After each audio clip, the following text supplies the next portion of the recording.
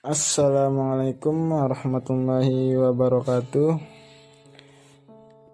Alhamdulillahirrabbilalamin. Segala puji bagi Allah yang masih memberikan kita nikmat sehat, nikmat hidup, sehingga kita bisa bertemu secara virtual untuk berdiskusi di pagi yang alhamdulillah lumayan cerah ini. Kami dari kelompok 6, kelompok Tanam Malaka, akan mempresentasikan hasil diskusi kami di mata kuliah Ekonomi Internasional dengan materi yang berjudul Neraca Pembayaran Internasional. Pertama, atas nama Rosmini NIM 190502013. Di sini saya akan menjelaskan pengertian dari neraca pembayaran internasional, komponen dan juga tujuan neraca pembayaran. Neraca pembayaran internasional atau Balance of Payment dalam kurung BOP menurut Balance of Payment Manual dalam kurung BPM adalah suatu catatan yang disusun secara sistematis tentang seluruh transaksi ekonomi yang meliputi perdagangan barang atau jasa, transfer keuangan dan moneter antara penduduk atau residents suatu negara dan penduduk luar negeri dalam kurung rest of the world untuk suatu periode waktu tertentu, biasanya selama 1 tahun. Dari definisi di atas dapat dikemukakan bahwa neraca pembayaran internasional merupakan suatu catatan sistematis yang disusun berdasarkan suatu sistem akuntansi yang dikenal sebagai double entry bookkeeping, sehingga setiap transaksi internasional yang terjadi akan tercatat 2 kali, yaitu sebagai transaksi debit dan sebagai transaksi kredit. Neraca pembayaran terbagi menjadi 2 komponen, yaitu 1 transaksi berjalan atau current account dan 2 transaksi modal atau capital account. Tujuan penyusunan neraca pembayaran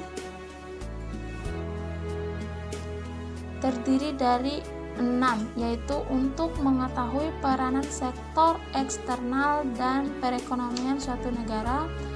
Yang kedua, mengetahui aliran sumber daya antar negara. Yang ketiga, mengetahui struktur ekonomi dan perdagangan suatu negara. Yang keempat, mengetahui permasalahan utang luar negeri suatu negara. Dan yang terakhir adalah untuk mengetahui perubahan posisi cadangan devisa suatu negara. Assalamualaikum warahmatullahi wabarakatuh. Saya Nova Al-Fauzan NIM 190502043 akan melanjutkan materi selanjutnya tentang neraca pembayaran dan neraca perdagangan. Neraca pembayaran yang pertama adalah neraca pembayaran internasional. Neraca pembayaran internasional atau Balance of Payment adalah suatu catatan sistematis tentang seluruh transaksi ekonomi antara penduduk suatu negara dengan negara lainnya pada periode waktu tertentu, biasanya 1 tahun. Pengertian penduduk dalam suatu neraca pembayaran internasional meliputi orang, perorangan, badan hukum, dan pemerintah. Sistem pencatatan pada neraca pembayaran yaitu yang pertama menggunakan debit. Pertamanya kewajiban atau utang penduduk suatu negara untuk melakukan pembayaran terhadap penduduk negara lain. Contohnya, barang atau jasa yang diterima dari luar negeri, pembayaran bunga dan denda, pemberian hadiah dan uang kepada penduduk negara lain, penduduk yang menabung uang di luar negeri, pemberian valuta asing, investasi jangka panjang atau pendek yang ditanamkan di negara lain. Yang kedua, kredit. Kredit yaitu bertambahnya hak penduduk suatu negara untuk menerima pembayaran dari penduduk negara lain. Contohnya, barang atau jasa yang disalurkan ke luar negeri, penerimaan jasa dari negara lain, penerimaan bunga dan dividen, penerimaan hadiah dan uang dari negara lain. Penduduk negara lain menabung uang di dalam negeri, penjualan valuta asing, investasi jangka panjang atau pendek yang ditanamkan penduduk dari negara lain. Kedua yaitu neraca perdagangan. Neraca perdagangan ialah daftar atau neraca yang berisi perbandingan antara besarnya nilai ekspor dengan nilai impor suatu negara dalam jangka waktu 1 tahun. Jika nilai ekspor lebih besar dari impor, maka negara mengalami surplus dalam neraca perdagangan. Tapi bila nilai ekspor lebih kecil daripada impor, maka negara mengalami defisit dalam neraca perdagangan. Neraca perdagangan surplus disebut juga neraca perdagangan aktif, sedangkan neraca perdagangan defisit disebut juga neraca perdagangan pasif. Assalamualaikum warahmatullahi wabarakatuh. Nama saya Olivia Wardani Rahil dengan NIM 19050238 akan menjelaskan tentang mekanisme atau proses penyesuaian neraca pembayaran dan struktur neraca pembayaran. Mekanisme atau proses penyesuaian neraca pembayaran ada 3 macam proses, yakni pertama mekanisme harga, yang kedua mekanisme pendapatan, dan yang terakhir atau yang ketiga mekanisme moneter. Mekanisme harga adalah mekanisme penyesuaian neraca pembayaran, yakni melalui perubahan terhadap harga-harga. Yang kedua, mekanisme pendapatan. Mekanisme ini pengaturannya melalui kebijakan atau pengaturan pendapatan nasional atau yang biasa disebut dengan mekanisme pendapatan. Yang ketiga, mekanisme moneter. Mekanisme moneter ini sesungguhnya tidak murni mekanisme harga, sebab suatu harga naik atau turun terjadi akibat penyebab lain, yakni seperti aliran uang yang masuk dan keluar. Transaksi berjalan adalah transaksi yang meliputi perdagangan barang dan jasa, penghasilan atau income, dan current transfer. Secara keseluruhan, transaksi berjalan menggambarkan nilai bersih antara sisi kredit dan debit dari seluruh transaksi yang tercatat dalam setiap komponen transaksi berjalan. Yang kedua, transaksi modal dan keuangan atau capital and financial account. Secara keseluruhan, transaksi modal dan keuangan menggambarkan nilai bersih antara sisi kredit dan debit dari seluruh transaksi yang tercatat dalam setiap komponen transaksi modal dan keuangan.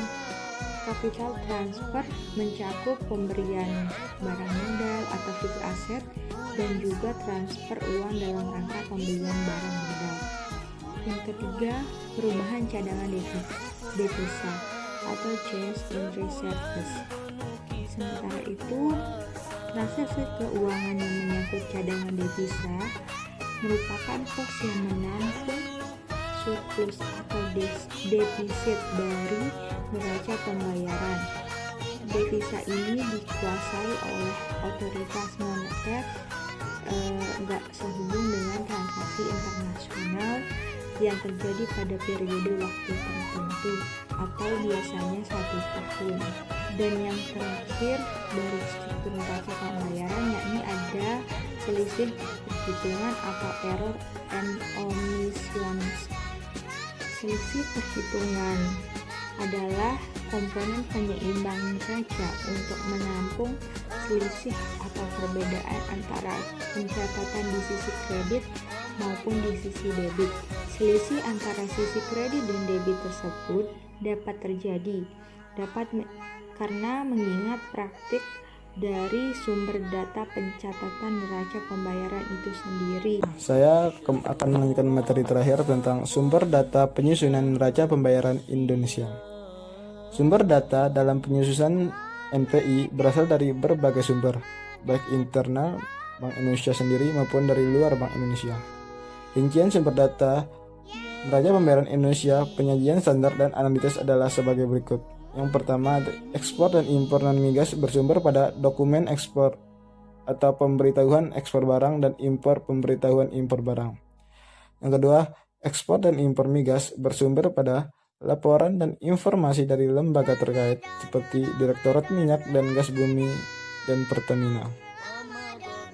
Jasa non-migas, income, dan transfer bersumber pada laporan dan informasi dari berbagai sumber, antara lain Departemen Agama, Kementerian Agama, maksudnya Kementerian Negara, Kebudayaan dan Pariwisata, Bank Indonesia, PT Garuda, Direktorat Jenderal Imigrasi, Direktorat Jenderal Bea dan Cukai, Departemen Perindustrian dan Perdagangan, Departemen Luar Negeri, dan Perbankan. Yang kedua, jasa migas bersumber pada laporan dan informasi antara lain dari Departemen Pertambangan dan Energi, Pertamina, dan perusahaan kontraktor migas. Yang ketiga, data transaksi modal dan keuangan bersumber antara lain dari Bank Indonesia, Bappenas, Departemen Keuangan, Badan Koordinasi Penanaman Modal, Pertamina, PT Garuda, dan Perbankan. Baiklah, mungkin itu saja yang dapat kelompok Tan Malaka sampaikan. Lebih kurangnya kami mohon maaf. Billahi taufiq wal hidayah. Wassalamualaikum warahmatullahi wabarakatuh.